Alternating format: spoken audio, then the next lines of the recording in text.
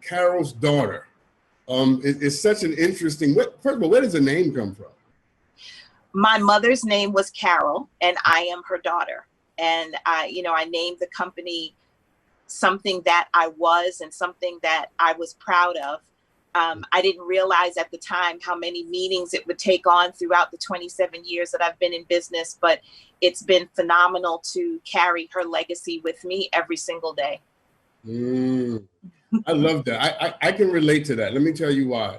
Sometimes when people want to introduce me and I speak at places, they want to say, oh, Sean McMillan went to school here and he got this degree and he's done that.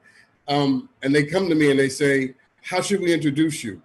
I say to them often, just say I'm Ann's middle child. Oh. I love that. I love that. But it relates to everything you just said, that you and I understand that a part of our work is that legacy. We exactly. carry their sweat, their blood with us. And I could not be on this show had Ann McMillan not taken me out of a garbage can. And you're me the same way, I'm sure. Yes. I definitely would not be here if it wasn't for the support of my mother, my father, my family, my husband, my children. I recognize every day that I don't do this alone. I've never done it alone. I may be the person who's out in front. I may be the person who you're speaking to. But when I walk into a room, I walk into a room with my legacy with me, my family with me always. I love that so much. I do. I swear I love that. Interesting, because your company deals with natural hair. Is that right? We sell hair care products, and we came up at a time when the natural hair care movement was just beginning in the 90s, the first wave of the natural hair care movement. So we don't just make products for natural hair, but that is what we are very much known for. And so let me ask, why natural hair? Why was there something spiritual, something cultural, something, I don't know, something in the ethos that said to you, I want to at least begin focusing on this? Well, actually, when I first began, I started out with body products. So when I was first selling at flea markets and making things in my kitchen, I was selling body butters and fragrances and then body oils. And women were asking me for hair care products. So I learned about essential oils and flowers for hair care and began to experiment and develop. I gave things to friends. I gave things to friends who were stylists at the time. And I always listened to my customers. And if she was looking for something, I figured out how to make it for her. So today we're much more known for the hair care because that has been the biggest part of this Black beauty movement that has, taken place. The fact that women, African-American women, are no longer relaxing their hair at the same rate that they once did. I remember seeing a marketing report in 2007, and in that report, it said that 89% of African-American women relax their hair. And today that number is about 27%. So that is a huge shift, a huge difference.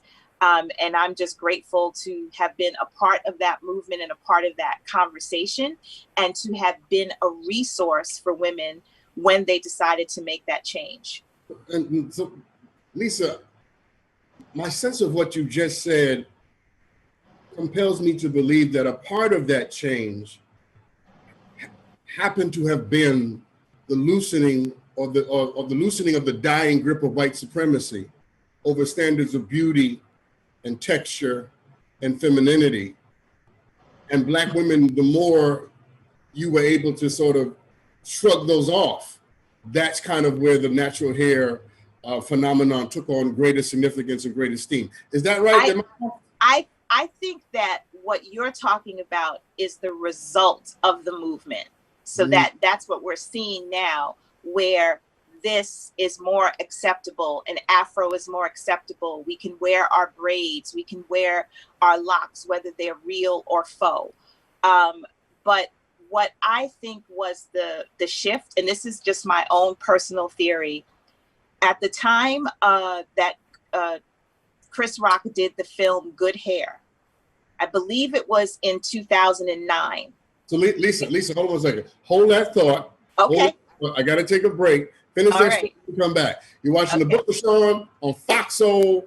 Lisa Price, everybody. I'm learning things. Be right back.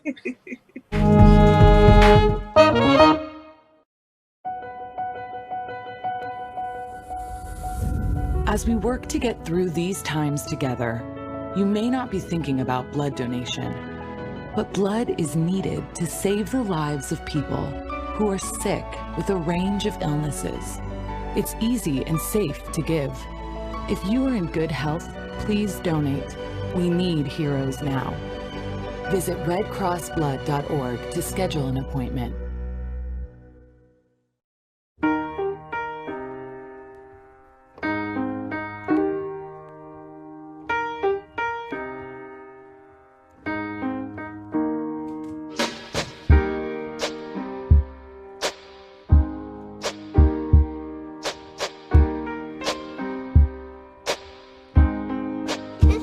I love my sister. My heart doesn't see race. Love is love.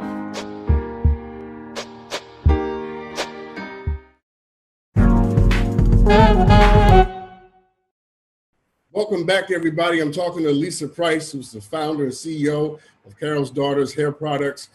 She is a phenomenal entrepreneur. And when we left off, she was teaching me something. So I need to shut up and let Lisa finish teaching me. Lisa, finish that story. You talked about Chris Rock and his... Yes. So Chris Rock came out with a movie called Good Hair in 2009. And in this movie, he explored everything about the African-American woman with her hair in his comedic kind of way and through a male lens, of course. But within it, there was a scene where he takes a soda can and places the soda can inside of relaxer solution. And within the space of about 15 minutes, the relaxer solution dissolves the can. And what I believe happened, there was a visual for a lot of people where they never thought about what was happening to their hair or their scalp when the relaxer solution was going on. It was just what we did. Mom took you to the salon, or mom or grandma or your aunt did your hair in the kitchen at home.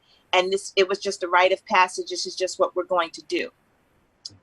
We had at the same time, YouTube being something that young people were using quite a bit, sharing information back and forth.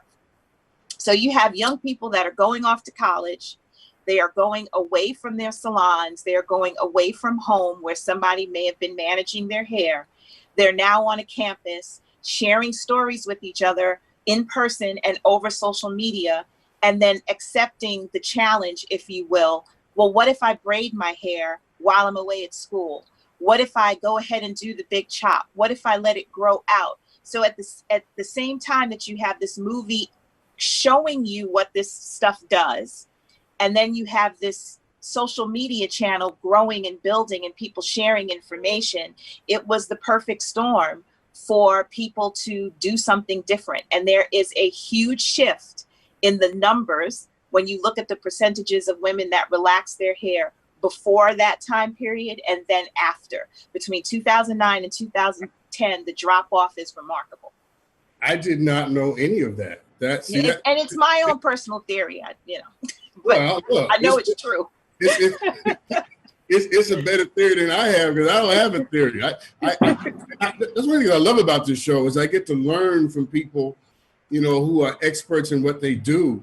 And I'm always willing to learn something new to take my mind and my conclusions in a different direction. So first of all, thank you for that. You're welcome. I never connected those dots. It just sort of, natural hair movement just sort of appeared to me. I gave it an intellectual reason. You like, no.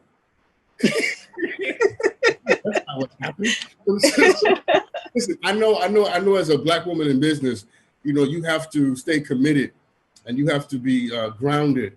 I'm running out of time, but do me a favor, take a minute and tell me about a time in your business, your professional career rather, when you had to live out that commitment because life was trying to suppress it and quench it and snuff it out. Well, I don't know if I would say snuff it out, but right now is a very interesting and complex time. I still am very much involved with my brand. I still run my brand. I still create the products for my brand. I'm still the face for my brand. But I sold my company to L'Oreal in 2014. And a lot of people gave me flack for it 6 years ago.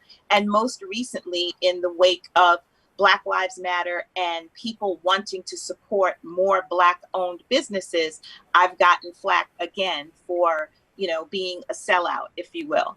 I don't agree with how people view me or view my choices with regard to building and running my business. But I do understand the sentiment and the desire to support Black-owned as much as possible. So I find myself in a space where there's a part of me that, you know, wants to defend my name, if you will, and you know, let people know I'm not a sellout. You know, I'm still involved. I'm still the voice of the brand. You know, I believe that Black Lives Matter as well. I still support African American women and Black-owned businesses.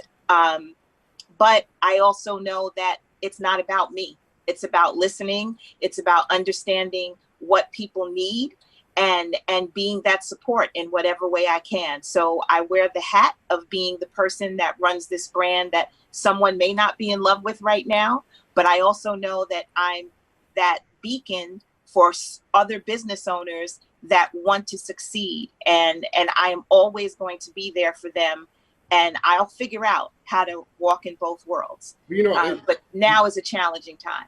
You know, Lisa, first of all, I hear you. I want you to know that I hear you. And I hear what you're not saying as much as I hear what you're saying, if you know what I mean. Yes. And I really do. And I feel that. And I'm wondering, just real quick, I mean, what did it feel like to have people call you that, people that you love and that you served and that you created this company to support? What did it feel like to have people say that about you? At first, it was painful. It was painful 6 years ago. It was painful 2 weeks ago when I heard it again. But then I remember that